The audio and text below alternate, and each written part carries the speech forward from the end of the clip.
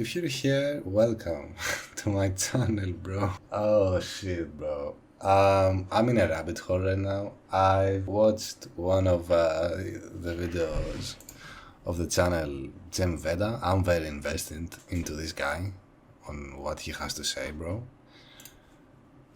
I'm in the mood for that. I need his talk.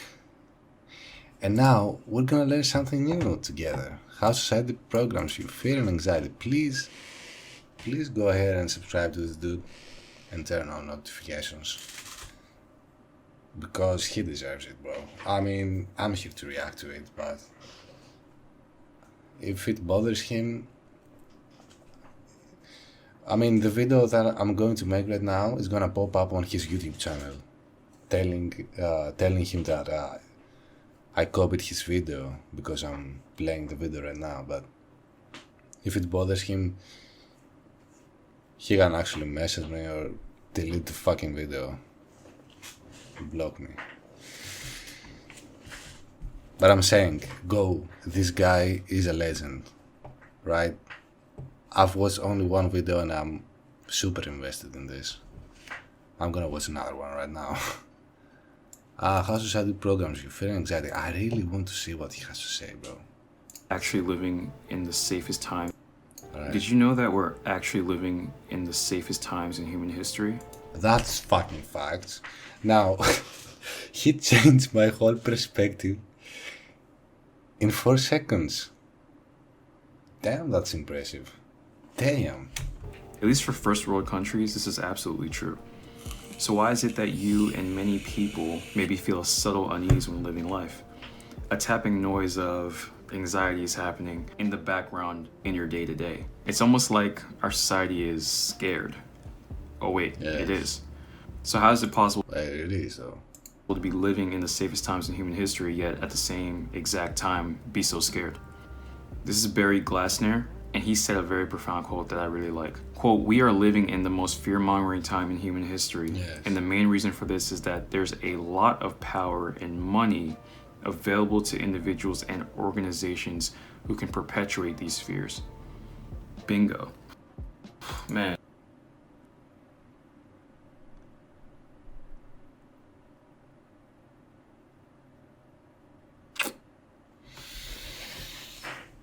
Damn. I'm hooked in.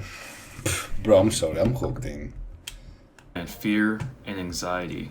This is going to be a very important video when it comes to understanding how society programs us using fear and anxiety against us. Basically prehistoric emotions that we've used for survival for such a long time. And now it's used in Yes. different domains Yes. like politics, marketing, and education to get people to act a certain way. So I'm going to cover at least 5 Yes. domains of life where this is present, and also what happens in the body when it comes to fear. How does the mind react to fear? How does the body react to fear? And of course, we're going to talk about what you can do about these things that go on. From a base survival standpoint, the mind scans the environment for threats. Like, what could potentially kill me, basically, in the environment? And fear arises, it's an emotion that we feel to alert us to either fight the threat or run away from the threat. And Bro, I'm sorry, I have to take my shirt off. I am a male, so I can't take my shirt off. Sorry, females. Well, wait, you can wear a bra too. So, you can wear a bra. You can take your shirt off and be on a video. But I don't have to wear a bra. Well, too bad. Am I right? What the fuck am I?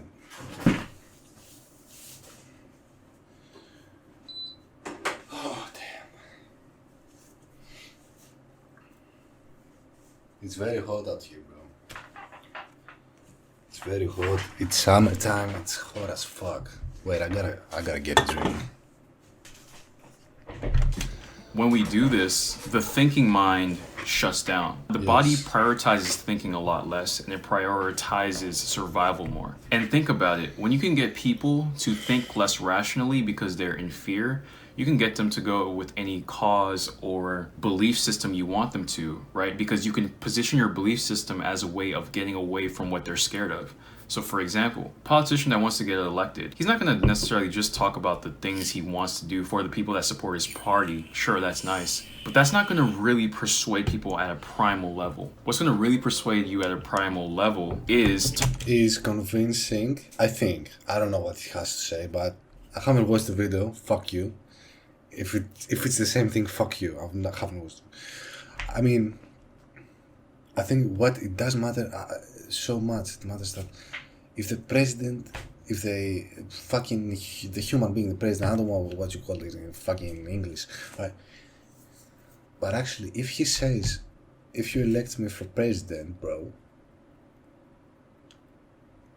I would stop this madness that it's happening here or there, and I would, you know what I mean? And not actually, I don't know. Wait, talking about the things you fear most. So if you fear, for example, people taking your jobs, if the politician wants to get elected, he's going to talk about that a lot. They're going to steal your jobs. That's right. Fuck yeah. Bro, that's what I'm saying. Isn't that what I said? Go back and play the video. That's what I fucking said. I don't care. Your brain reacts to that like, oh, they're going to steal our jobs. I don't want that. How do I prevent that? Oh, I just have to make sure this guy's elected. The fear persuaded you way better than any positive benefit ever could. Humans like to avoid pain more than move towards pleasure. Always remember that. What? Bro. Bro, this guy is in my head. I think like this. Bro, come on.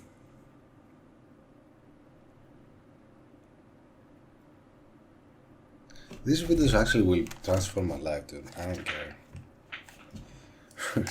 They're really gonna fucking... Damn. Here's a quote I really like on this. Quote, if you look at the cellular level of the Oh fuck, another information. I'm fucking full of information right now, but I wanna see more. Prefrontal cortex and hippocampus, the thinking and memory forming parts of the brain. When you're living under constant states of fear and anxiety, you can actually see them shutting down. They shrink, they wither, and the amygdala actually gets bigger. Our rational thinking mind starts to not be as optimal because the body's prioritizing survival, right? And the fear emotion perpetuates us taking some sort of action. And here's a quote on what I just said that I really like. Fear prepares us to react to danger. Once we sense a potential danger, our bodies release hormones that slow or shut down functions not needed for survival, sharpen functions that might help us survive, such as eyesight, heart rate increases, and blood flows to muscles so we can run faster. So you can see how base level and animalistic things can get when someone lives in perpetual fear mode. When anxiety and fear... I fear to talk to girls, to strange girls. I do. I'm confessing it. And when I fear, I don't even go there. I don't even talk to them. They might be so fucking beautiful. They might be looking at me. Waiting for me to go, but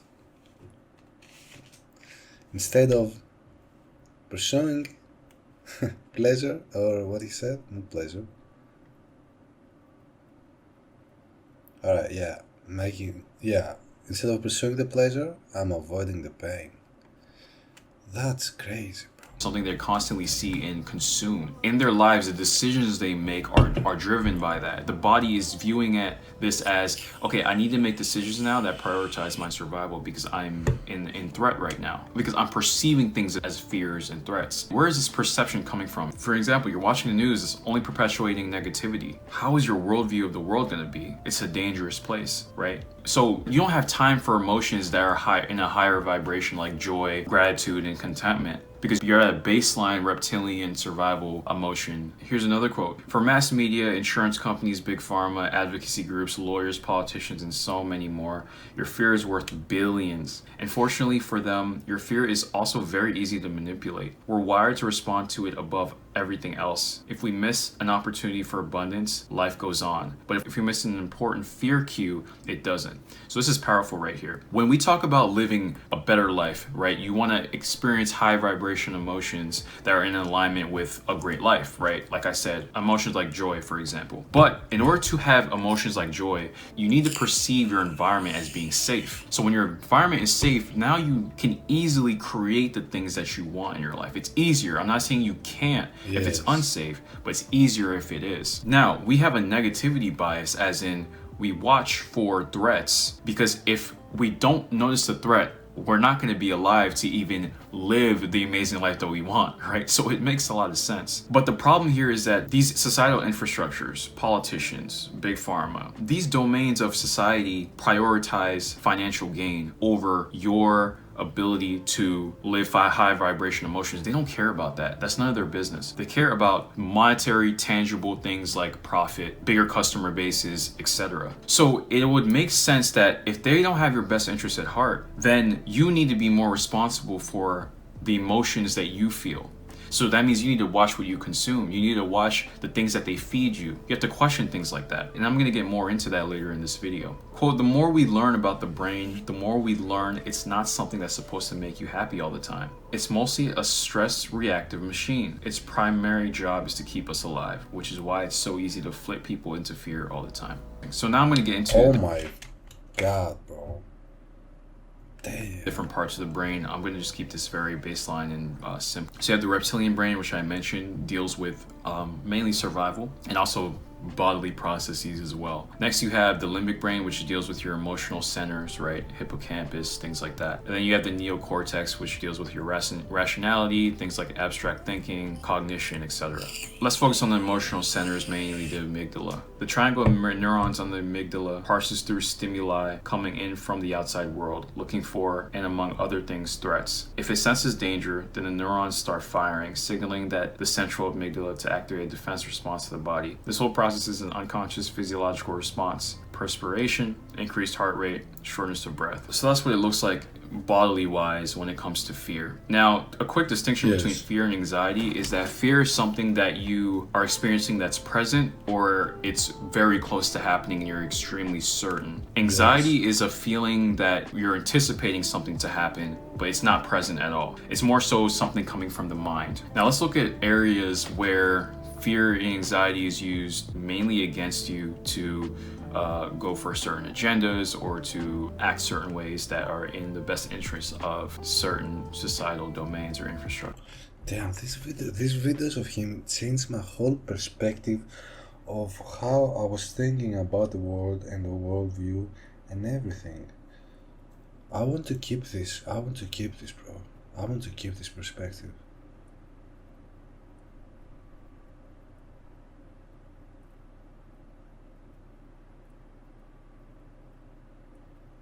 I don't want to forget this information that I'm getting here.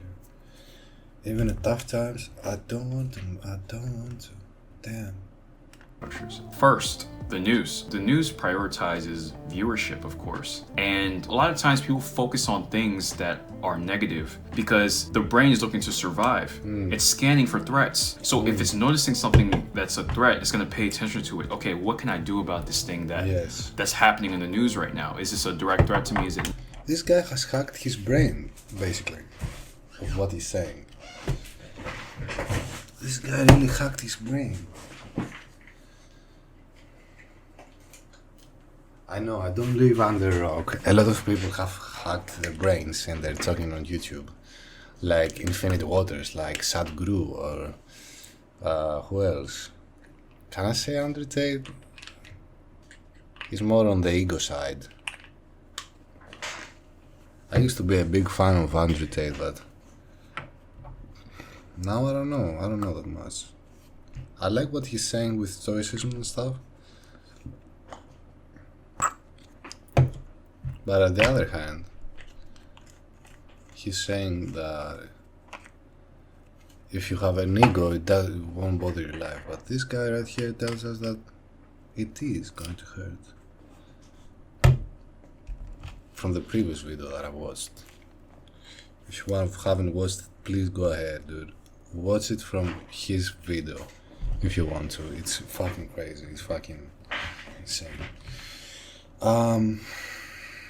Okay, let's continue. Sorry. Let me be on alert.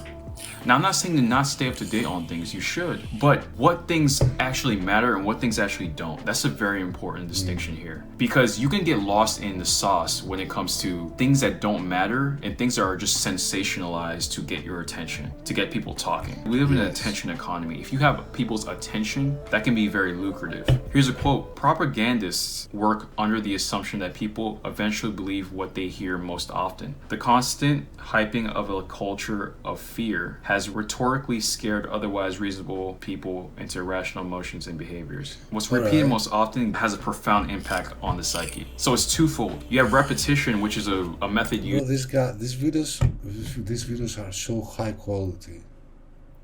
Thanks so much for what you do. I want to see the comments if they actually relate with my thinking. Let's cover reviews, they're amazing. I really like your video on how to fix overthinking. That's what I reacted before. You have a clear, informed and balanced perspective. That's what I'm saying. I just want to thank you so much for what you do. Yeah, thank you, bro. Thank you, bro. I'm telling people for years. Thank you for articulating this concept so well, along with your video editing. Awesome. It really is. It really is awesome. Used to program your subconscious mind, right? When you repeat things over and over again. B, emotion, repetition and emotion, the emotion of fear. So you have repetition and fear combined together can program you. This is powerful stuff when we look at what media we take in, not just the news, but I'm talking social media, I'm talking television shows. Next, politics. I touched on that just briefly. Politicians use fear in order to gain your votes, if votes even count. They use this as a way of galvanizing people towards a certain cause, right? Towards a certain way of thinking. And when you can galvanize people under not just a way of thinking, but an emotion, they feel closer together and they feel more against the opposition. That's how it's used in politics. Quote, bro, let's get back with the overthinking, but I can't. This overthinking video was so good, but let me tell you, if you the quote from this guy that is buried well within me right now is, it doesn't matter. We live just to experience this life, and it really doesn't matter. The problems that you're thinking of doesn't matter. Some people will say that, let's say, oh, you didn't get this job. Well, it doesn't matter.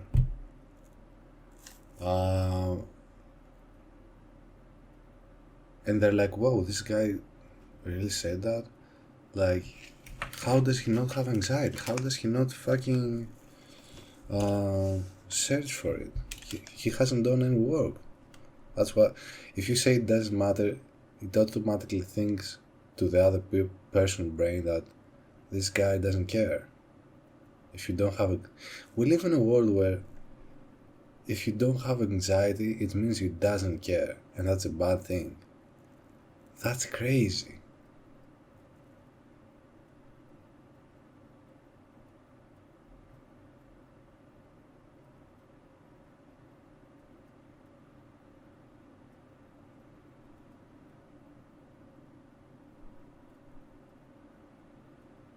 And now I'm thinking what another person would think of my perspective, which is wow, which is wowzers. We regress to tribalism when afraid. This is an evolutionary advantage that would lead to the group cohesion and help us fight the other tribe to survival. Tribalism is the biological loophole that many politicians have banked on for a long time, tapping into our fears and tribal instincts. Some examples are Nazism, the Ku Klux Klan, religious wars, and the Dark Ages. In my video for ego defense mechanisms you're not seeing, I talked about splitting, the ability to not see nuance in an argument. This is the bread and butter of a lot of political movements. It's us versus them. We don't need to see their side because they're wrong, they're evil. We're the right people. We're fighting for good, basically. Next, education. There's a lot of career fear when it comes to education. Education pushes career fear. If you don't get this degree, you won't be successful. If you don't go to this school, you won't be successful. If you don't get this credential, you won't be successful. A lot of this is bogus. Sure, are there examples of people getting certain accolades and degrees and having successful careers? Yes, there are. There's a lot of proof for that. Is there proof of people getting certain degrees and accolades and not being successful? Yeah, there's a lot of proof for that. Are there people not getting any degrees and accolades and being successful? Yeah, there's proof for that. Is there evidence of people not getting accolades and not being successful? Absolutely. There's no linear path for career growth. There are people that start from one career and they go to another, right? Because they just learned the skill sets. So there's a million ways to skin a cat. When it comes to your career, don't buy into the fear around, like, let's say you're in college or something, or let's say you're just in a career. Don't buy into the fear that you can't transition to something new just because other people believe that they can't do it, so they think you can't do it. Or Oh, for fuck's sake. This information just woke me the fuck up. Damn, this guy, bro. What the fuck? let's say you're just in a career. Don't buy into the fear that you can't transition to something new just because other people believe that they can't do it, so they think you can't. Oh shit. Fuck me, bro. That's crazy. That's scary true. You can't do it, or it hasn't quote unquote been done before in your family, etc. Because it all comes down to our beliefs. If we believe something to be true, we're going to act in ways that show it. But if we can look at opposing arguments, that goes a long way. And this is very lucrative for things like universities, right? Like they can convince you that they're the one path to move forward. Bro, let me pause for a second. I don't want advice from anyone anymore except of this guy, bro. I swear to God, this is how I feel right now. Maybe someone else will change my life, but in my circle, no, bro. I don't want advice from anyone, bro. This guy talks facts.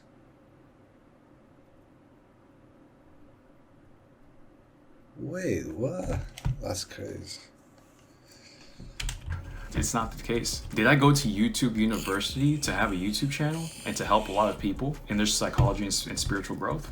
No, because YouTube University doesn't exist. But did I learn psychology and learn the ins and outs of it? Self-study, and of course I took some classes in college, cool. But most of my knowledge comes from self-study, right? Yes. And myself. Yes, I am actually a front-end developer. I basically build websites, how they look.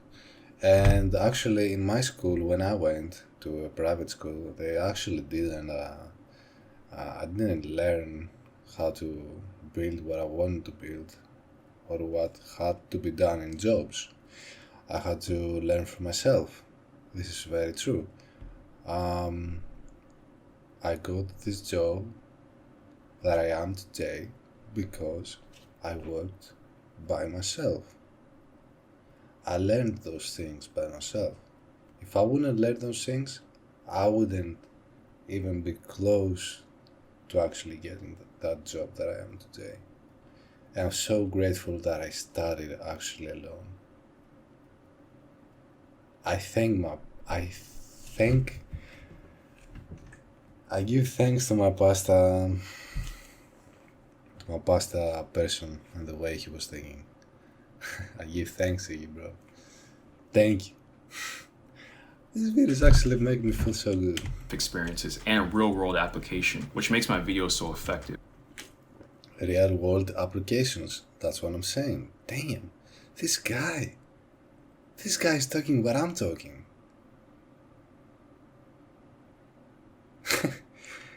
Can you please, okay, I feel offended now. Can you please stop? Let me teach something for fuck's sake. This guy. Humbly. So this is the thing with education, right? When it comes to how fear and anxiety self-experiences and real world application, which makes my videos so effective. Humbly. So this is the thing with education, right? When it comes to how fear and anxieties are used to get you. And he gives me the humbly as well. Oh my fucking God. Bro, what? Bro. wait. Oh my god. To buy that textbook, to go to that school, to join that fraternity, etc. You have to watch that and be very aware of how it's used to have you do certain actions. Next, religion, of course, right? Fears of where you'll be in the afterlife based off your behavior here.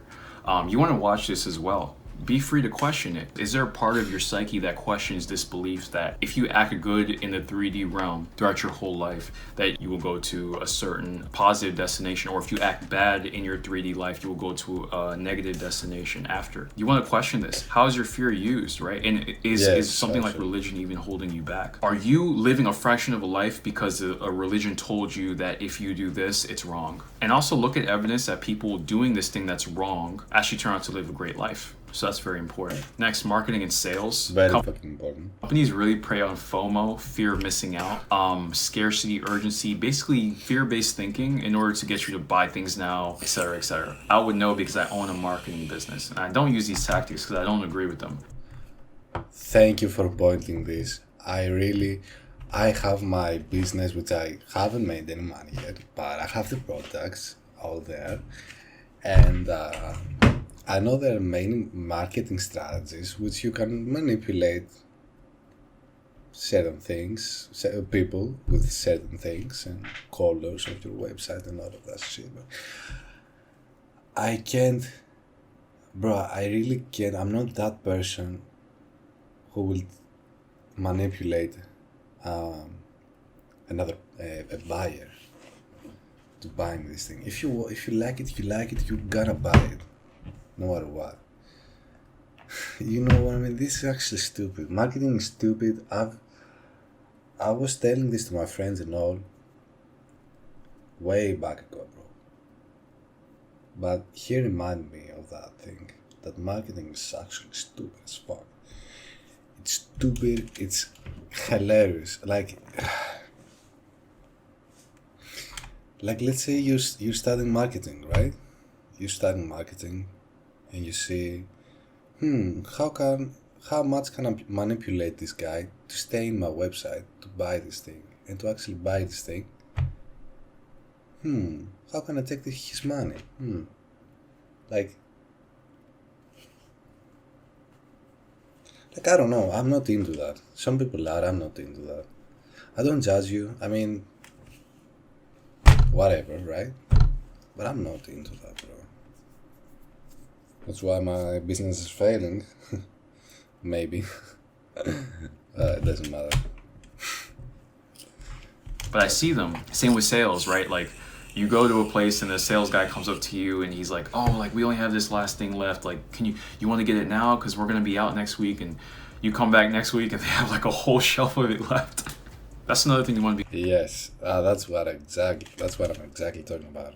And I think buyers nowadays know this stuff, know what the fuck is going on. Be mindful of relationships too. So it doesn't really matter, does it? Right? Relationship fears, your beliefs around how relationships are, your ability to get into a great relationship or have the unique type of relationship you want to have. Society can tell you that a relationship is like this, but it turns out that this way that it tells you how it is actually not even healthy, right? There are people that literally believe that arguing consistently is a healthy relationship. I don't think it is at all. I think that's stupid. I think that's stupid too. I think disagreements are common, and I think there are different ways of going through disagreements, right? You can cordially talk about why you think you're right, and the other person can cordially talk about why they think they're right. And you can be firm about how you talk, but arguing all the time, being a healthy relationship or showing a sign of a healthy relationship, I think that's bogus. So we want to question that as well. So let's talk about what you can do about all of this. First, watch what you consume. The subconscious mind, it doesn't care about truth per se. It cares about what's